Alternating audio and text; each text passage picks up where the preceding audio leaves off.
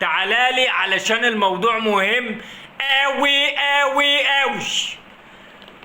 رحيل زيزو من نادي الزمالك ورحيل فتوح من نادي الزمالك وشروط نادي الزمالك لرحيل زيزو وفتوح وشطب الشيبي، وهنتكلم عن كل هذه التفاصيل. ولكن قبل ما نبدأ الحلقة اعمل لايك وشير للفيديو واعمل كومنت واكتب عش الاهلي او عش الزمالك. لو انت اهلاوي اكتب عش الاهلي، لو انت زملكاوي اكتب عش الزمالك، واهم حاجه تعمل لايك على الفيديو.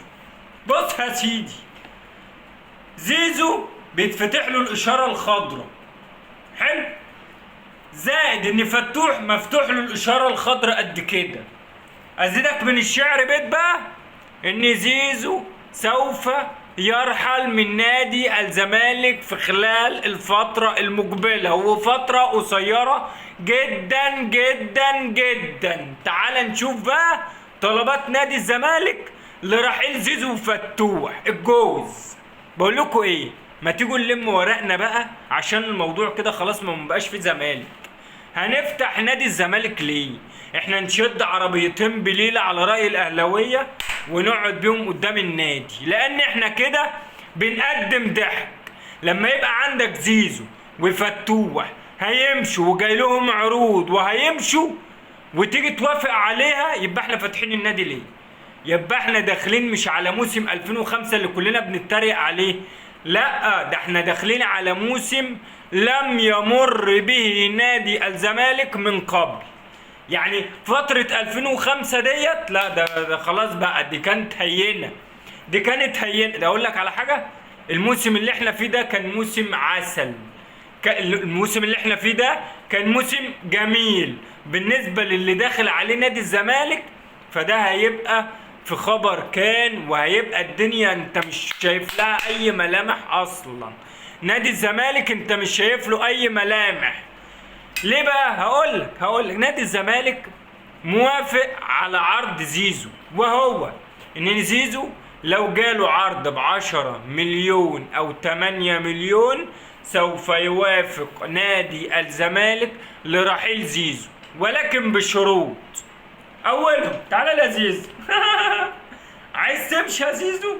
تعالى لي. بص يا سيدي، اولا علشان تمشي يا زيزو لازم العرض بتاعك لا يقل من 10 ل 8 مليون، اقل حاجه، اقل حاجه يا زيزو، يا 10 يا 8 يا ابني، احنا ظروفنا وحشه، فبالتالي لازم تجيب لي عرض مادي بالشكل ده، 10 مليون او 8 مليون دولار عشان نقول لك بالسلامه يا زيزو هتوحشنا.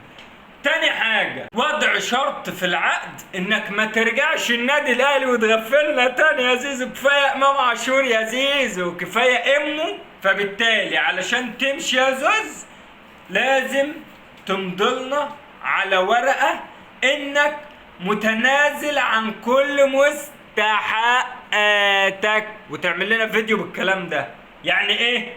يعني ايه بقى؟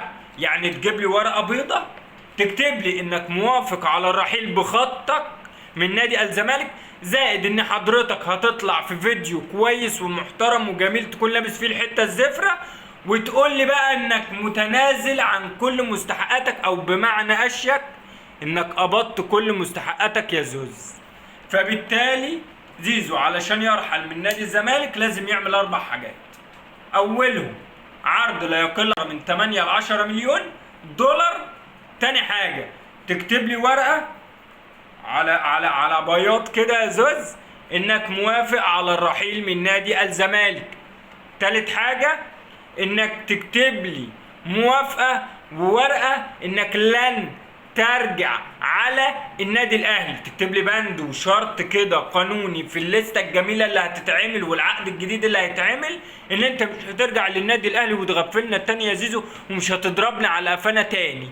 ازيدك من الشعر بيت. والرابعه بقى يا زوز، هتطلع لي بفيديو تقول لي انك انت خدت كل مستحقاتك، في حين ان زيزو مش هيكون خد ولا جنيه، لان نادي الزمالك معهوش ولا جنيه اصلا اللي هو ليه كام؟ ليه 8 مليون. فبالتالي زيزو لازم يتنازل بشياكه. بشياكه، وهي انك تطلع تعمل فيديو ان انت كده يا زوز واخد حقوقك كامله يا زوز. هنيجي بقى لموضوع زيزو. خلاص احنا هنقفل النادي بعد ما زيزو يمشي وفتوح يمشي. وفتوح على فكره خد الاشاره الخضراء انه يرحل من نادي الزمالك بنفس الشروط بتاعه زيزو. يعني كده مبقاش في زمالك خلاص، احنا هنشد عربيتين بليله وعلى الله حكايتنا بقى.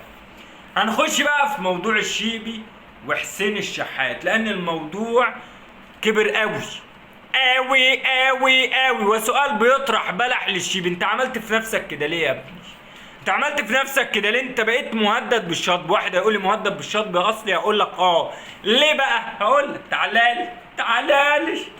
الشيبي مهدد بالشطب ليه بقى؟ بص يا سيدي، لان النادي الاهلي ومحامي حسين الشحات خد رقم المحضر اللي عمله الشيبي في القضاء المدني، اللي اساسا الفيفا منع اي لاعب منعا باتا، وده في قانون ان عدم اللجوء الى القضاء المدني في قضية تخص كرة القدم. فبالتالي انت لاعب كرة قدم رايح ترفع قضية في القضاء المدني على لاعب كرة قدم تاني، طب ده بيوقع على اللاعب عقوبة ايه بقى؟ الفيفا عاملة قانون جميل كده ان اي لاعب هيروح للقضاء المدني يشتكي اي لاعب تاني بخصوص قضية تخص كرة القدم، وقضية سواء بقى سب وقذف او اي حاجة من الحاجات دي، ما ينفعش انت كلاعب كرة قدم تروح للقضاء المدني. لا، انت عندك لجنة انضباط، عندك يا باشا اتحاد، عندك اكتر من مؤسسة تقدر تصعد الموضوع فيها وتاخد فيها عقوبات وكلام جميل. لكن انك تاخد ملف يخص كرة قدم تروح للقضاء المدني ده ممنوع منعا باتا. طب الفيفا هتعمل ايه؟ هتعمل شطب على اللاعب او تجمد اللاعب. فبالتالي الشيبي يسوح نفسه تسويحة ملهاش حل. ومن هنا بقى نخش لاخر نقطة معانا، وهي احمد مرتضى رئيسا لنادي الزمالك مؤقتا لحين اشعار اخر او لحين الانتخابات القادمة. فبالتالي هي بقى بالوراثة بقى، ما هي عزبة بقى، ما هي كده بقت عزبة، وهي اصلا عزبة. واحنا هنضحك على بعض، ما هو اللي بيحصل في نادي الزمالك ده عزبة. كل ما تيجي تقول مثلا احنا عايزين حلول، يعني في قناة نادي الزمالك امبارح قال لك باشا يا ريت اي حد معارض يجي يقول لي على حلول. انا مثلا ما عنديش حلول، ولكن بشرط هتديني حلول ولكن بشرط اساسي انك ما تقوليش ان احنا نستقيل. لا يا جماعه، انت تديني حل لكن ما تقوليش ان احنا نستقيل، ما تقوليش ان العيب فيكم، فاهمني؟ اديني حلول بس اوعى تقول لي نستقيل. اهم حاجه اللي عايز يخدم نادي الزمالك يا جماعه يخدمه، بس ما يبصش على كرسي. يعني الكرسي اللي انا قاعد عليه ده قول لي الحل وانا قاعد على الكرسي اقوم اعمله، لكن تيجي تقول لي سيب لي الكرسي وانا اقعد فيه، لا يا باشا، الكرسي ده بتاعنا يا باشا الكرسي ده. فبالتالي ما تقوليش سيب الكرسي، انا هقعد على الكرسي وانت تقول لي حلول. وانا بالنسبه لي انا الحلول دي لو هتناسبني ماشي، مش هتناسبني يبقى انت كده راجل بتقبض وراجل مرتشي وراجل بتحارب نادي الزمالك. شوف اي حلول، لكن اوعى تقول لي اسيب الكرسي ده بتاعنا الكرسي، اوعى تقول لي سيبه. يعني هي استقالتي يا جماعه اللي هتحل المشكله، وربنا ابدا. ما هم اعلام نادي الزمالك والله العظيم بيقول لك كده، بقول لكم ايه؟